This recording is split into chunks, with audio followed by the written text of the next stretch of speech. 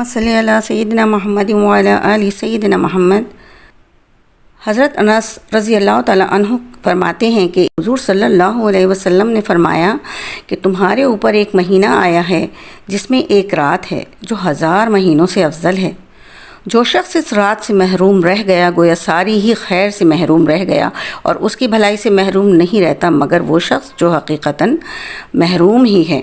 حضرت عائشہ رضی اللہ تعالیٰ عنہا نے حضور صلی اللہ علیہ وسلم سے پوچھا کہ یا رسول اللہ صلی اللہ علیہ وسلم، اگر مجھے شب قدر کا پتہ چل جائے تو کیا دعا مانگوں؟